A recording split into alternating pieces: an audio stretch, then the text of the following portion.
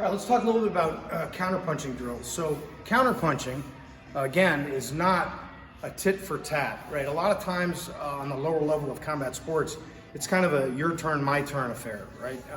And you know, that's okay, and it can make for decent fights.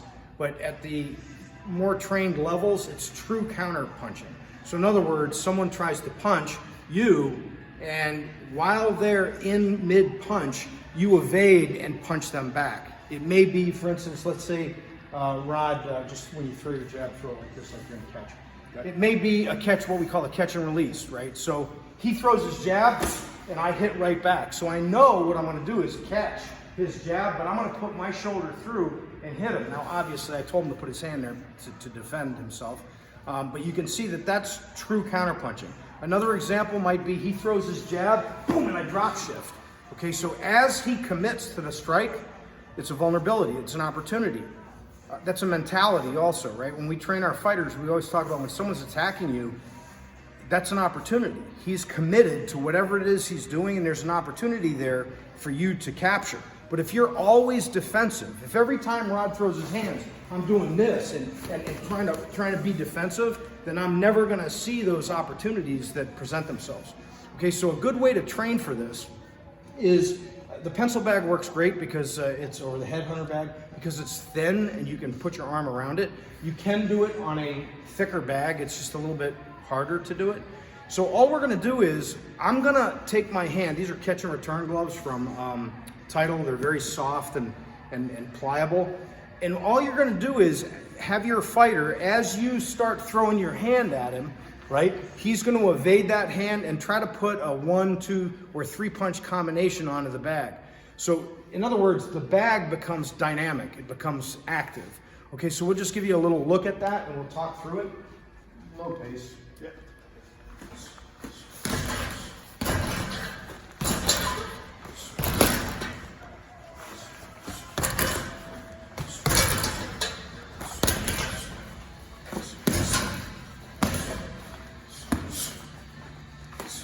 You can see what I'm doing is, because I don't have to worry about defending a strike, I can see where Rod's vulnerable and I can move my hand that way, and then it's up to him to move, use his head movement, use his slipping, use his bob and weave, use his parrying, use his catching in order to still get his gloves on the bag, okay?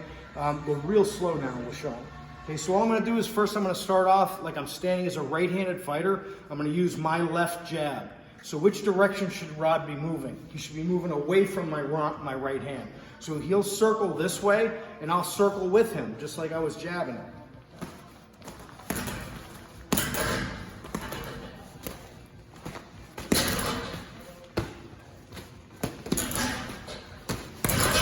So you can see he's doing tap down, he's using his head movement, he's using timing.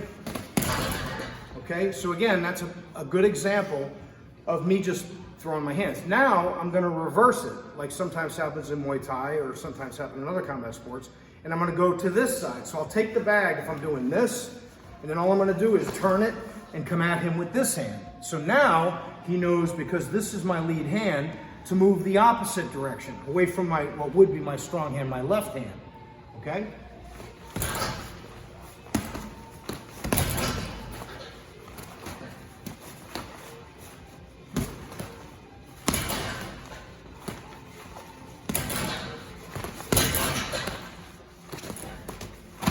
There you go. See how you can see how he's having to deal with tap downs, with head movement, with range, moving in and out, getting the right angle, turning around.